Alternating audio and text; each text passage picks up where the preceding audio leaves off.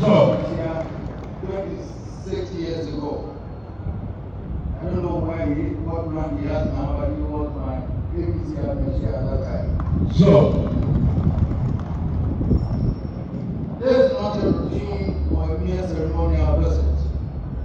It is intended to be a landmark event, marking a moment in history where two ancient responsibilities meet to begin a momentous conversation. Guardianship of values and the enforcement of law. One institution draws its authority from ancestral memory. The other draws its mandate from the Constitution. Yet both exist for one sacred task: the preservation of order, dignity, and peace in society. Before we proceed upon the historic journey, let me, in the spirit of the new year, convey a message of love tidings to the gallant men and women who make up the Ghana Police Service. We come with abiding gratitude to each member of the service, from the lowest council to the top leadership gathered here today, for your selfless sacrifices to keep us safe over the years, and we bring you hope for progress and prosperity in the years to come. Ghana Police Service is one of the institutional legacies bequeathed to us by our former colonial rulers. From the first Ghanaian who took over the mantle of leadership from the departing colonial commander, the highly distinguished Erasmus Ralph Toria Maite, today, and the executive leadership assembled here. Today, the police service has gone through many challenging efforts. Changing political circumstances have impacted on the service in different ways. And it is fair to say that through it all, the service has maintained a level of commitment and professionalism we should be proud of. Wherever you are called upon to undertake international duties, you have acquitted yourself with full credit. The greatest pride of Ghanaians today is that our nation is recognized in the world as a locus of peace in an environment of turbulence. The international community widely acclaims us for the safety in our streets. If we take pride in our climate of peace and accept the applause of the world for the safety in our streets, we cannot fail to acknowledge the crucial role of the frontline protectors of our peace and security. When we smuggle in our comfortable beds at night, we cannot forget that there are thousands of our sons and daughters battling with mosquitoes while beautifully protecting us from the snares of criminal minds. While we drive along our motorways, whether in our shining limousine or the humble trotro of Aboboya and Pradia, we cannot forget that there are thousands of our sons and daughters keeping guard in the most inhospitable spots, just to make sure we arrive safely at our destination. The truth is not enough if we fail to acknowledge that we owe a huge debt of gratitude to the blue uniform for the safety we cherish. So today we say, are you going to the police for faithful service to the nation? Are you so for your selfless sacrifices in the most difficult terrains? Are you go for the safety in our streets?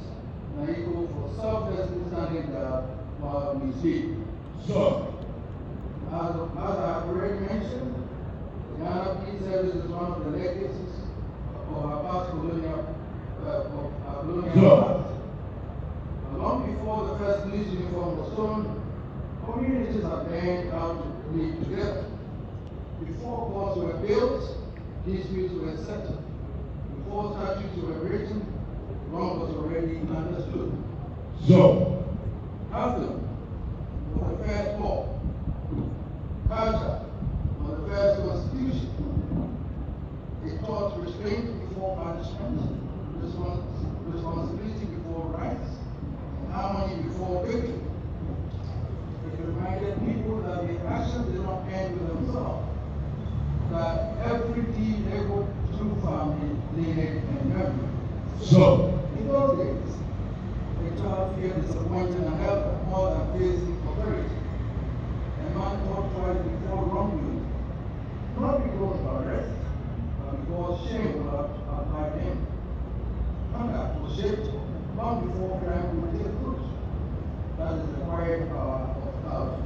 So, when culture is strong, crime struggles to breathe. When culture collapses, law enforcement is forced to compensate. No number of episodes, no matter how disciplined, no matter how well equipped, can replace a society that has lost its moral compass. So, law enforcement functions best where people already believe that order is worth protecting. This is why we have been pleased to join hands with Dr. Richard and the police to initiate this conversation. It has been most useful at this point in time to engage with an IDPC in history and culture and able to appreciate the essential interplay between the two. So, in the world that tends to be the only authorities rely on traditional authorities for the maintenance of law and order. Indeed, we know that the British were content to make domestic law and order a joint function between law enforcement and traditional rulers. So, when the Asante nation became part of the new nation state of the Gold Coast, the Asante was allowed to keep and maintain its own police. I indeed believe that all the authorities of the colonial police well into the concept of independence. Along the original Gold Coast colony, one of the most eminent chiefs was Mateko, the one of Pineapple, who in his life played a key role in the preservation of law and order.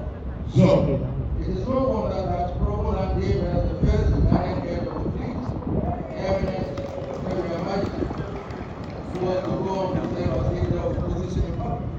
So, and it is no surprise that the seat of the past continues to flower in our incumbent IDP.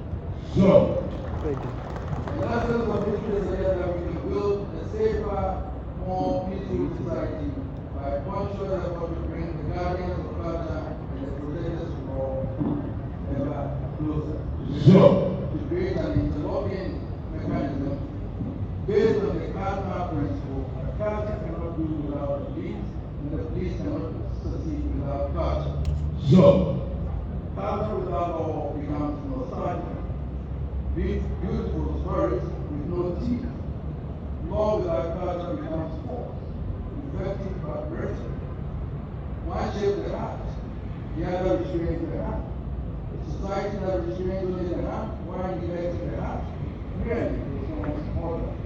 So, as a king and embodiment of one of Africa's great enduring cultures, I've seen culture at its finest, and I've also seen it at its worst. I've opened up the celebration of Asante and African Shakas to the global media, so the world can see how genuine councils resolve disputes peacefully, preserving relationships and dignity. I've also seen how distorted tradition may be used to justify violence and impunity. So, what we have seen and can reinforce my belief that when authority, traditional or otherwise, employs disorder as a tool, it is abandoned legitimacy. Custom was never designed to protect criminals. It was designed to prevent crime. Every culture in Ghana provides a formula for resolving disputes. And it is only